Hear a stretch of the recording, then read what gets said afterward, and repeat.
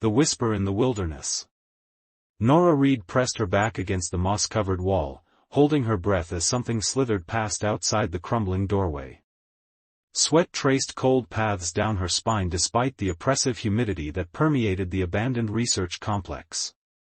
The light filtering through broken skylights cast an eerie green glow across the interior, turning familiar scientific equipment into alien monuments. 6 years since the verdancy had changed everything. 6 years since plant life across the globe had undergone a rapid, inexplicable evolution that transformed Earth's benign flora into predatory organisms with terrifying intelligence.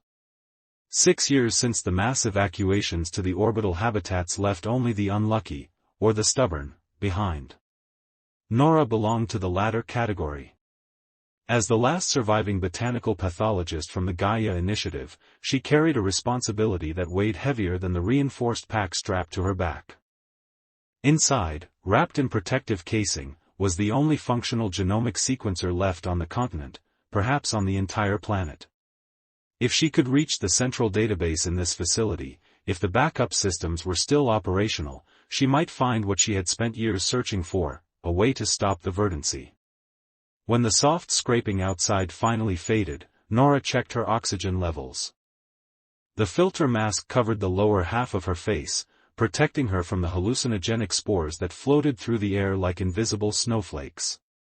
Her gauge showed 30 minutes remaining, not much time to reach the underground servers. She slipped through the doorway, moving with practiced silence despite her exhaustion. The corridor ahead stretched dark and foreboding, its floor buckled where roots had punched through the concrete.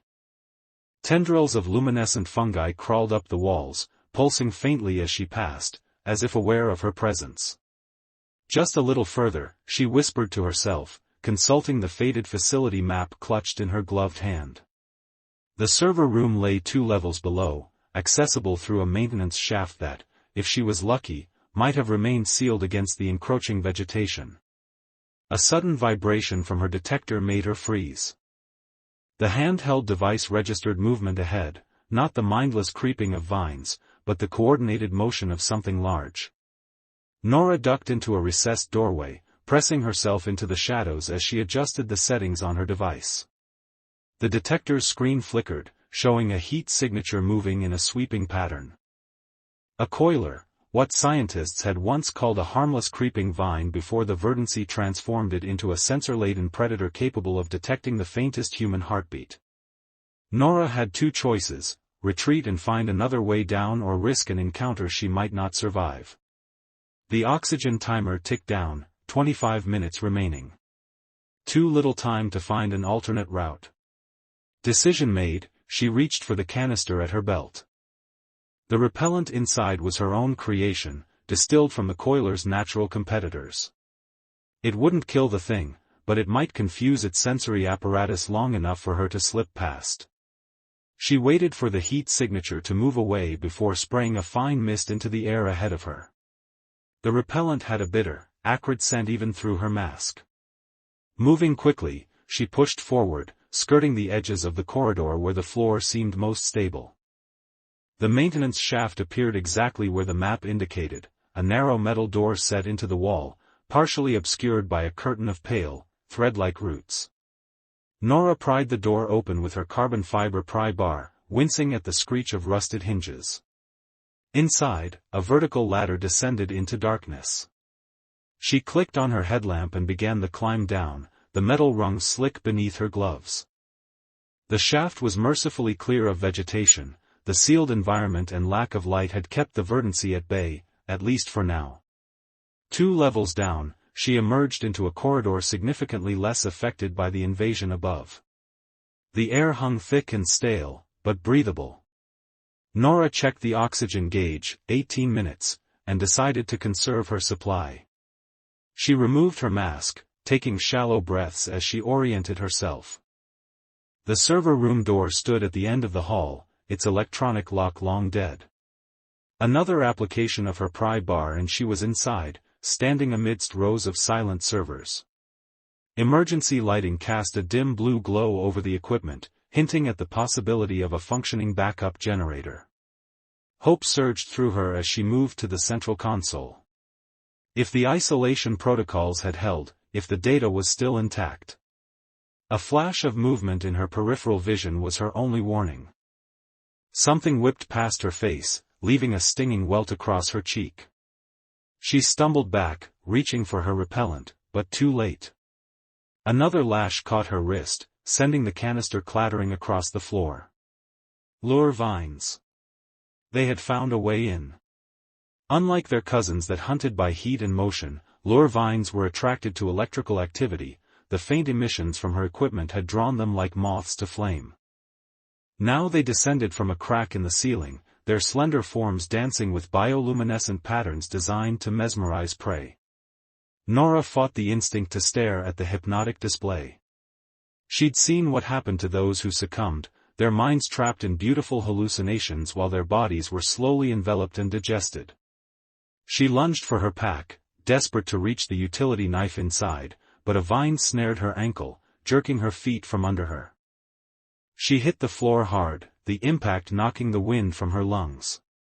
More vines descended, wrapping around her arms, her legs, her waist. The pressure increased steadily, not enough to crush but sufficient to immobilize. Nora thrashed against the bonds, but each movement only tightened their grip. A tendril brushed her forehead, leaving behind a residue that tingled against her skin. The neurotoxin, beginning its work. Already her vision blurred at the edges, reality softening into dreamlike contours. The vine's luminescence seemed to intensify, forming patterns that called to some primitive part of her brain. So beautiful. So peaceful. No. Nora bit down hard on her lip, the sharp pain clearing her head momentarily. She couldn't surrender. Not when she was so close. Help. The word tore from her throat, hoarse and desperate. Somebody help. The cry echoed in the empty server room, bouncing off metal and concrete before fading into silence. No one would hear. No one was left to hear. The last outpost she'd encountered had been abandoned months ago, its inhabitants either evacuated or consumed by the relentless green tide. The vines tightened further. One curled around her throat, not squeezing yet, but promising. Darkness crowded the edges of her vision. Not unconsciousness, the vines wouldn't allow that mercy. This was the neurotoxin deepening its hold, preparing her mind for the vivid hallucinations that would keep her docile while digestion began. With the last of her strength, Nora twisted her wrist within its green shackle. If she could just reach the emergency beacon on her watch, one last desperate signal before the end. Help, she whispered again, no longer expecting an answer. Please. The sound came from beyond the server room door, a whisper of movement, too controlled to be vegetation. Then a silhouette appeared in the doorway, tall and imposing in the dim light. For a disorienting moment, Nora thought the toxin had already taken hold, conjuring hallucinations of rescue. But hallucinations didn't carry machetes. Hallucinations didn't move with such deadly purpose toward the writhing mass of vines. The figure, a man, brought the blade down in a practiced arc, severing the tendril around her throat. The vine recoiled, spraying phosphorescent fluid that hissed when it hit the floor. The others reacted instantly, releasing Nora to defend against this new threat. The man moved with uncanny grace, as if he'd fought this battle 1,000 times before. His machete flashed in the blue emergency lights, each stroke precise and economical. He wore a patchwork of protective gear, reinforced canvas, mesh, and what looked like modified body armor, but most striking was the mask covering his lower face. Not standard issue like Nora's, but handcrafted, fitted with sophisticated filters she didn't recognize. As the last vine fell twitching to the floor, he turned to her, eyes assessing through the narrow slit of a protective visor. Can you stand? His voice was rough from disuse. Nora attempted to push herself upright, but her limbs refused to cooperate, the neurotoxin still coursing through her system. She shook her head weakly. Without another word, he scooped her up with surprising gentleness, cradling her against his chest. The movement caused her pack to shift, reminding her of its precious cargo. My pack, she managed, her voice slurred. Need it. He retrieved it one-handed, slinging it over his shoulder before heading for the door. As they passed the central console, Nora made a weak sound of protest. The data, she mumbled. I need. Not now, he said firmly. That toxin will kill you in 10 minutes if I don't administer the counteragent. The data will have to wait. Nora wanted to argue, but consciousness was becoming slippery, sliding away despite her desperate attempts to hold on. The last thing she registered before darkness claimed her was the steady rhythm of his heartbeat against her cheek and the strange realization that she wasn't alone anymore. Not everyone had abandoned Earth after all. Seeds of trust. Consciousness returned to Nora in fragments, first the sensation of rough fabric beneath her fingertips, then the earthy scent of damp soil and medicinal herbs, and finally the soft crackle of a carefully contained fire. She opened her eyes to a world bathed in amber light. She lay on a makeshift cot inside what appeared to be an old maintenance bunker. The walls were reinforced concrete, scarred by time but still standing firm against the green invasion. Various scavenged items lined metal shelves, jars filled with unidentifiable substances, tools repurposed into weapons, and scattered pieces of scientific equipment that made her heart race with recognition. When she tried to sit up, pain lanced through her temples. A groan escaped her lips before she could suppress it. Don't move too quickly. The voice came from the shadows beyond the fire's reach. The antitoxin needs time to finish its work. The figure stepped into the light, and Nora got her first clear look at her rescuer. Without his mask, she could see his face, weathered and scarred, with a close-cropped beard streaked with premature gray. But it was his eyes that held her attention, pale green, unervingly alert, and filled with a wariness that spoke of years spent in constant vigilance. "Who are you?" she asked, her voice raspy from dehydration. He handed her a canteen of water before answering. "Theo." After a pause, he added, "Theo Blackwood." Nora drank greedily, the cool water soothing her parched throat. "I'm Nora Reed. Thank you for saving my life." "You're welcome." His tone was matter-of-fact, neither warm nor cold. Not many humans left to save these days. Nora set the canteen aside, studying him with growing curiosity. Everything about him, from his carefully assembled gear to his knowledge of lure-vine toxins, suggested someone who had not merely survived the verdancy but had adapted to it with methodical precision. "How long have you been out here?" she asked. "Since the beginning." Theo busied himself with checking a series of small filter systems near the bunker's ventilation shaft. "Since before most people knew there was something to run from." Nora's scientific mind clicked into action, connecting scattered pieces of information. "You were here when it started? At the research facility?" His shoulders tensed slightly, but his voice remained neutral. "Something like that." Before she could press further, he changed the subject. "Your pack, it contains research equipment. Expensive. Rare." It wasn't a question but an observation. "What were you looking for in the server room?" Nora hesitated, weighing how much to reveal. Trust was a luxury in this new world, yet this man had saved her life at considerable risk to his own. "I need the original genetic markers from Project Verdant Dawn," she said finally. "The baseline data from before the mutations accelerated." Theo went still, his hands pausing over his work. He turned to face her fully, his expression unreadable. "Why?" "Because I think I can reverse it." The words hung in the air between them, bold and dangerous with hope. "Not everywhere, it's too widespread for that, but in controlled areas. Create safe zones where normal plant life can be re-established." "That's not possible." His voice had hardened. "The verdancy rewrote plant DNA at the most fundamental level. There's no going back. Not with conventional methods, no." Nora sat up straighter, ignoring the lingering dizziness. But I've developed a propagating retrovirus that can target specific genetic markers, the very ones that triggered the hyperevolution in the first place. Theo's eyes narrowed. You're talking about another massive ecological intervention. That's what caused this nightmare in the first place. I know the risks, she countered. That's why I need the original data, to ensure the targeting is precise. No collateral damage. He studied her for a long moment, as if trying to determine whether she was brilliantly hopeful or dangerously naive. Finally, he sighed. The servers were compromised months ago. Water damage from a breach in the upper levels. Whatever data was there is gone. Nora felt the weight of disappointment press down on her chest. Are you certain?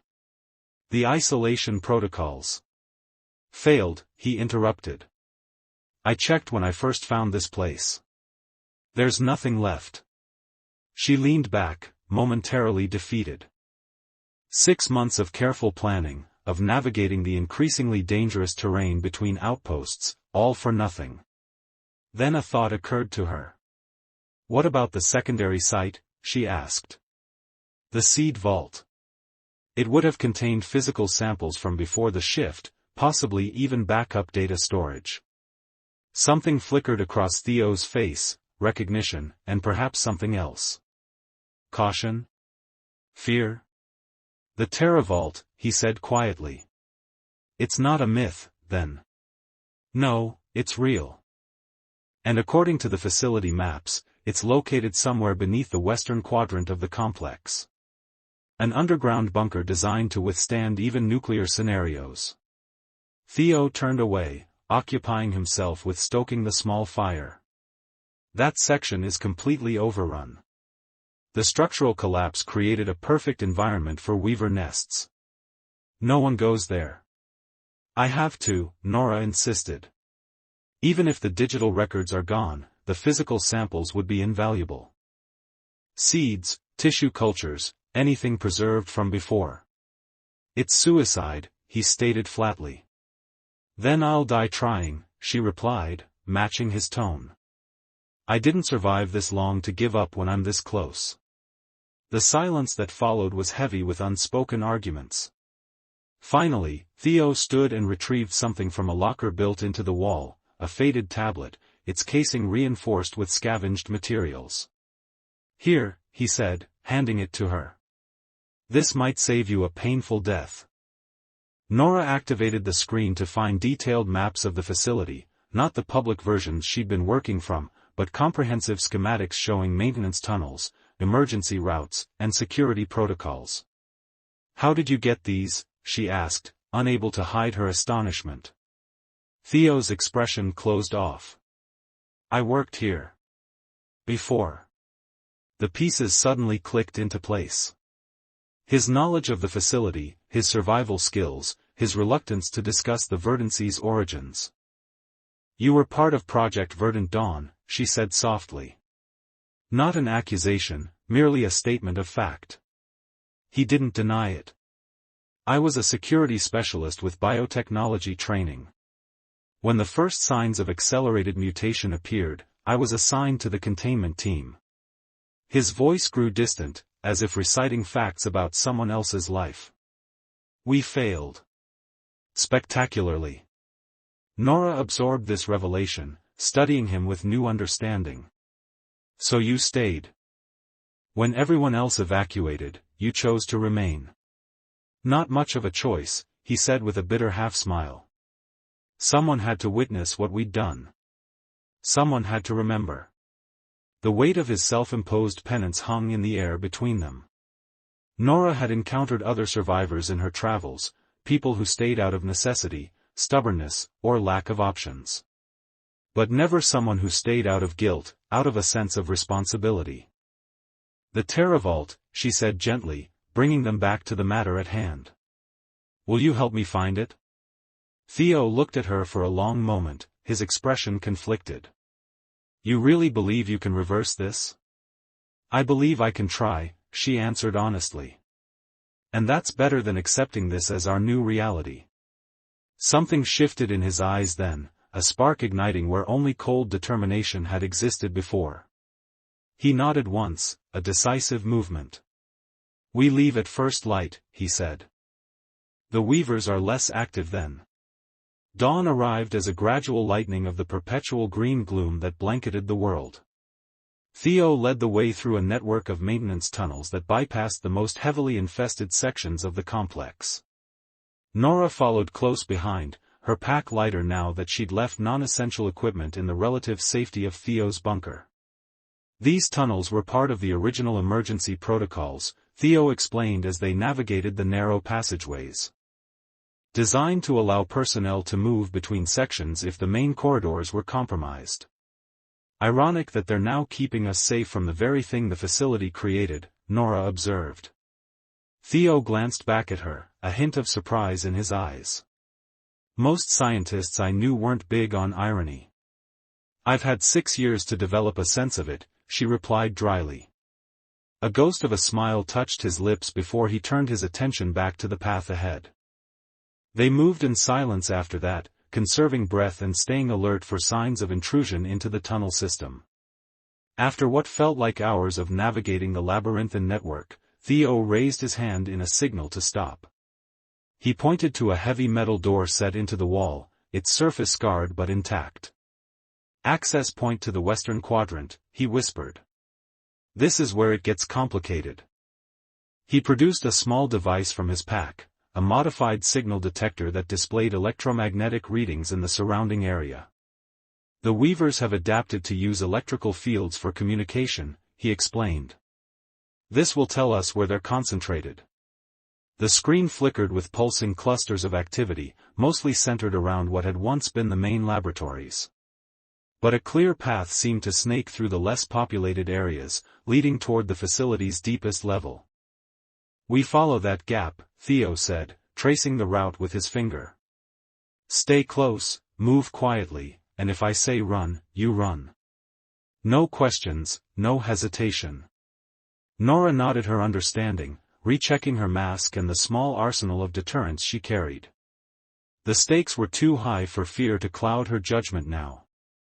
The western quadrant had suffered the most extensive structural damage, with entire walls collapsed and ceilings partially caved in.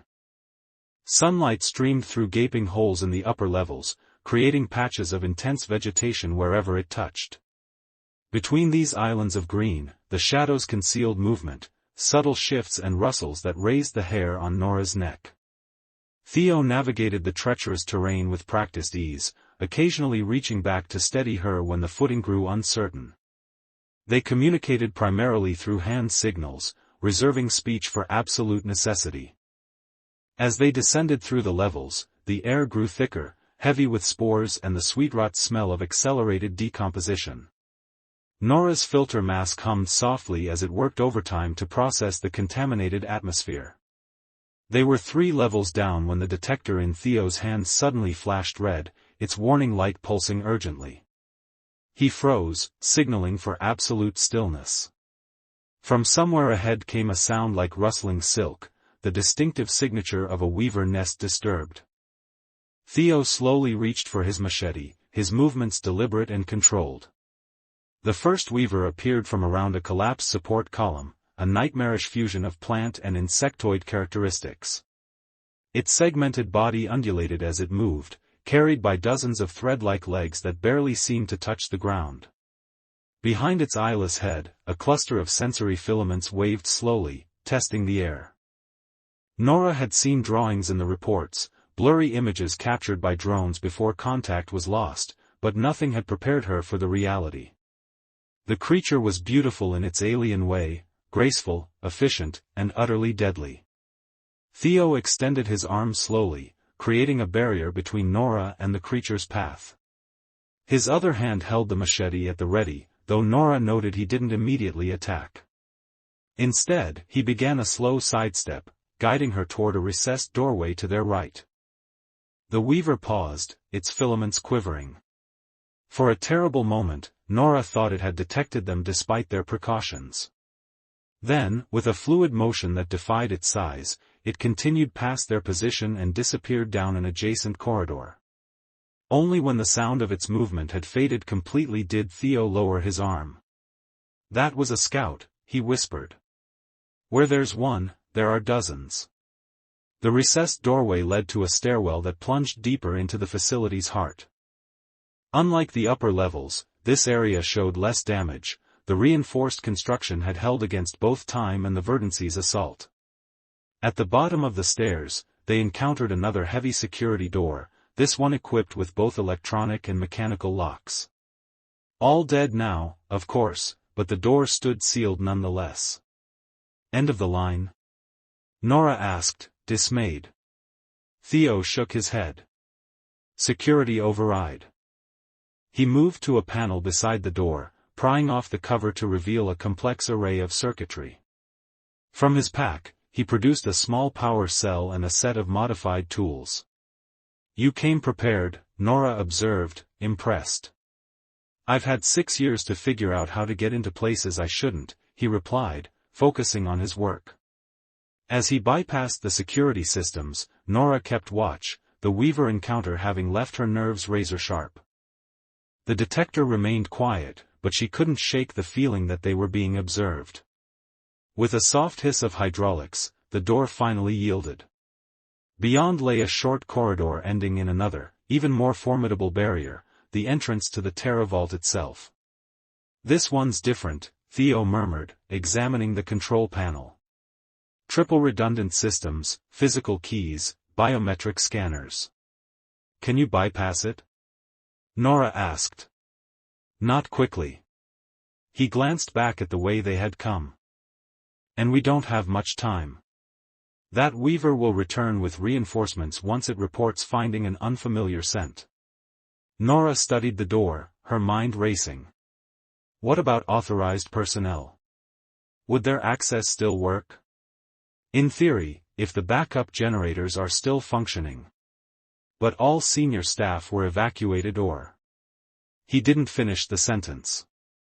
"Not all," Nora said quietly, reaching into her collar to withdraw a chain bearing a small metal cylinder. "Dar. Elise Harlow gave me this before she died. Said it might open doors for me someday." Theo stared at the cylinder, recognition dawning in his eyes. A crypto key. Highest clearance level.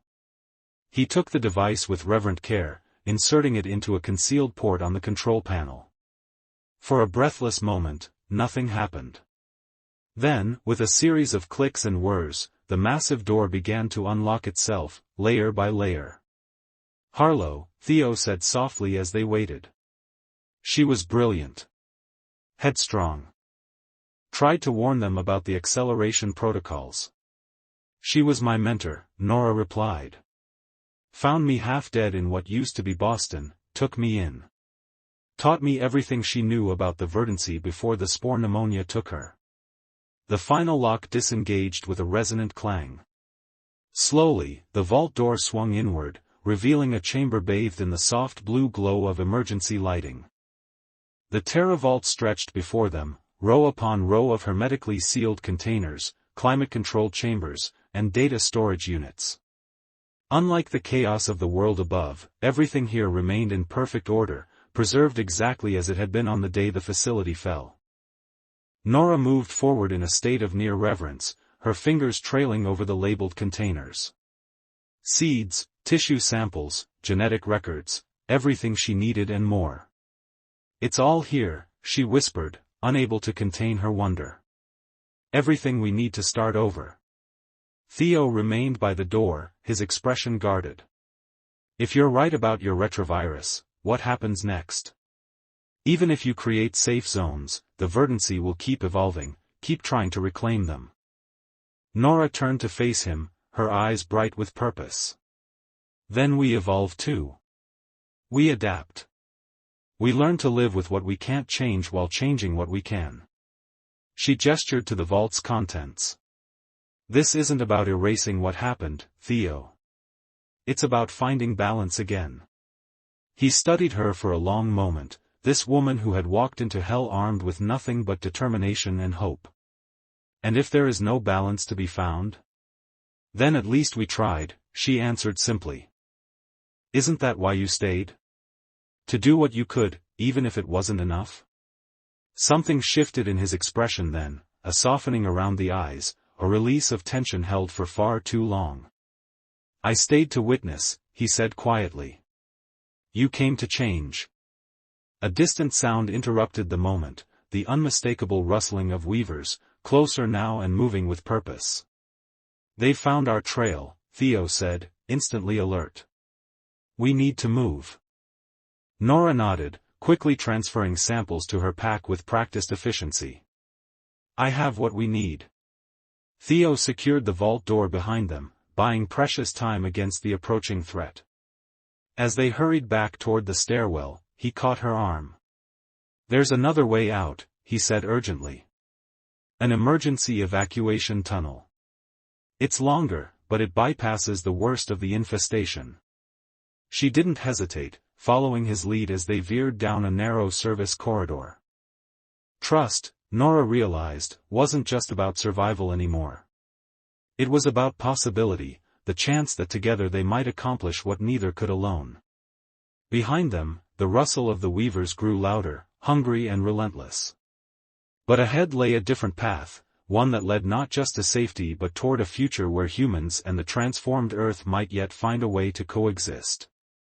As they ran, side by side through the shadowed corridors, Nora glimpsed something in Theo's expression she hadn't seen before, not just determination, but hope. Fragile and newfound, perhaps, but real. In a world reclaimed by green, they had found something neither expected, a reason to believe that the end wasn't written yet, that whispers in the wilderness could still be answered, and that even in the most hostile environment, the seeds of trust could take root and grow.